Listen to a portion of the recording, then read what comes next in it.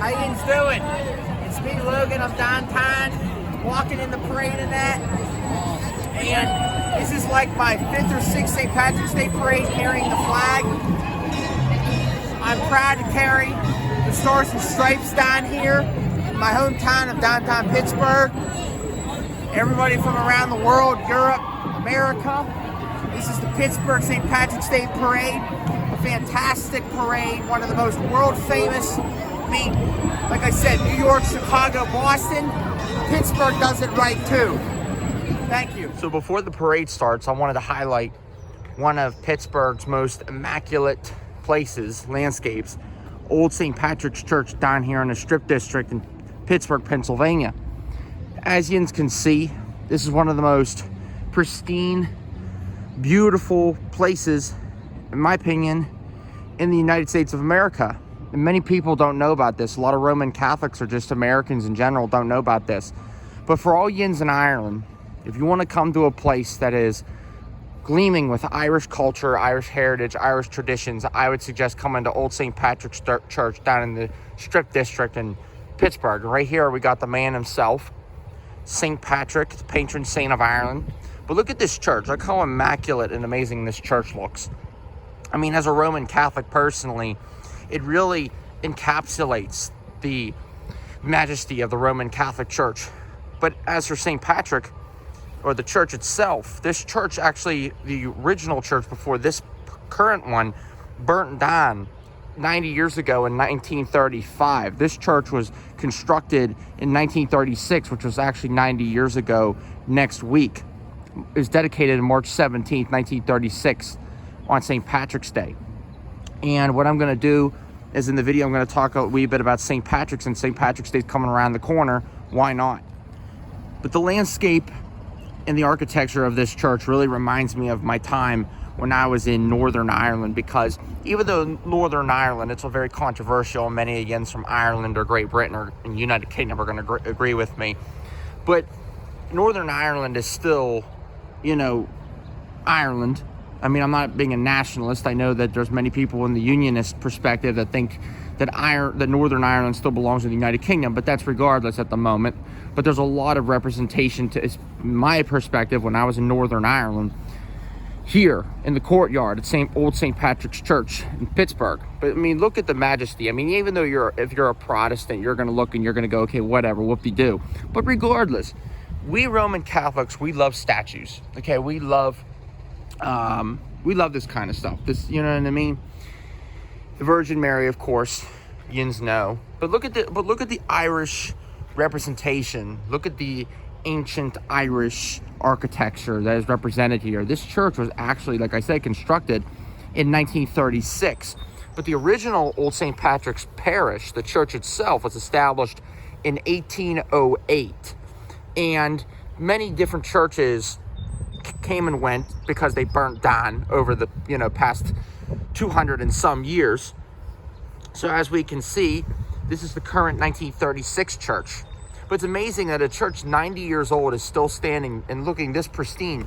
But the reason why it looks this pristine, ladies and gentlemen, is because of the parishioners and the donations and the contributors that manicure this grass. I mean, it is absolutely amazing. And I really would invite yins to come down to Pittsburgh, Pennsylvania, and to see this. If you're from Ireland, if you're from Northern Ireland, if you're from Great Britain, it's honestly an immaculate, amazing piece of Irish American history and landscape.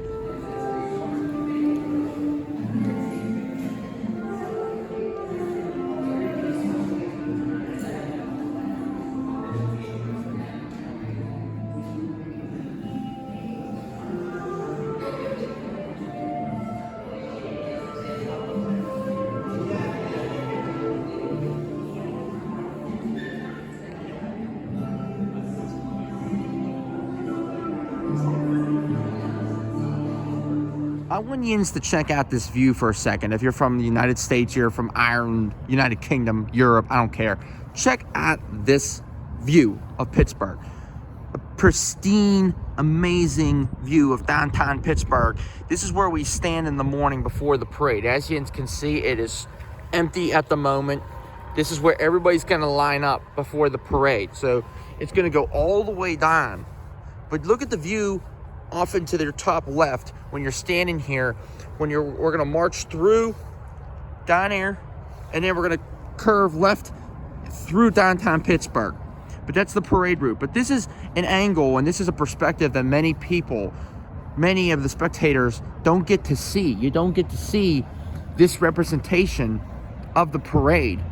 And as you can see right here, we got Old St. Patrick's Church to our back left. So usually we stand beside Old St. Patrick's Church and we march directly to downtown Pittsburgh. Hey everybody, how's it going? It's me, Logan, aka Suburban Yinzer. Right now I'm down here in the Strip District. I'm going to be leading off the parade. I'm carrying the United States Stars and Stripes here. And so just to give a wee bit of history, St. Patrick's Day Parade, Pittsburgh specifically, is one of the largest, most popular parades in the United States. Everybody thinks, oh, New York, Chicago, Boston, but Pittsburgh, I think, is number 4, the 4th biggest, the most popular parade in the country. It was started back in 1950, but the parade spans all the way back to the 1870s. Come over here. So the parade spans back all the way to the 1870s. It took a hiatus from 1903, 1904 to 1950, and then Pittsburgh Mayor David L. Lawrence reinstated the parade in 1950. It's been going from 1950 all the way to 2026 today. But anyway, I'll see you on the parade route.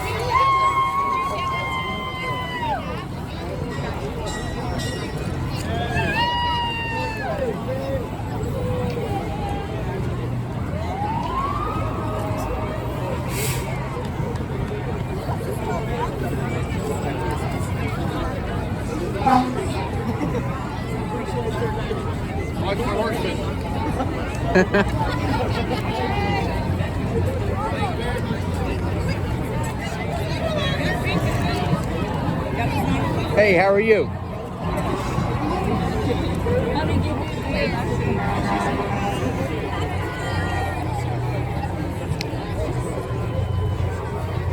I just smelled it.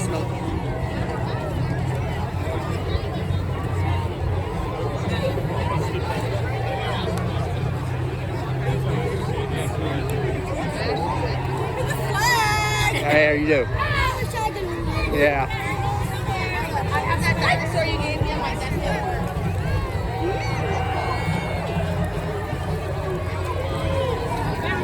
There you go. Now you got extra good luck.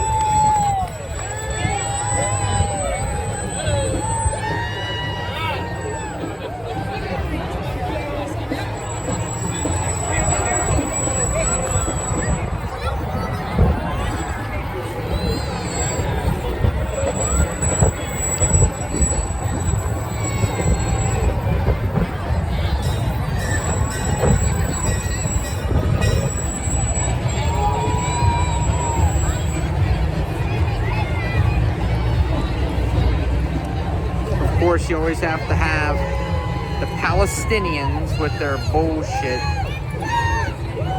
Ridiculous.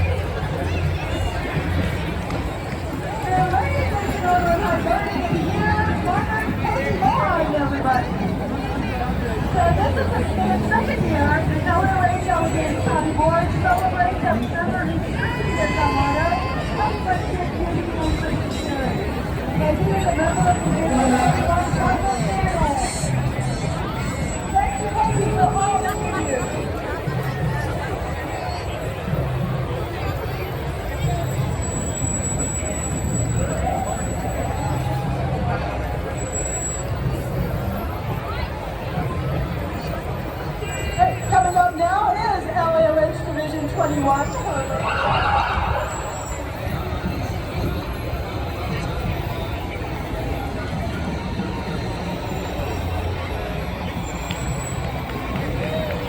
And coming up after that delicious aerial truck, it's AOH Division 1, Monsignor Charles Owen Rice from the South Hills, President Danny Flanagan, Vice President Brad Harris, Recording Secretary Kevin Day, Financial Secretary Scott Schramm, Treasurer Ed McManus, Chairman of the Standing Committee Jim Green, Marshal John Mercer, and Sentinel Ed Mercer.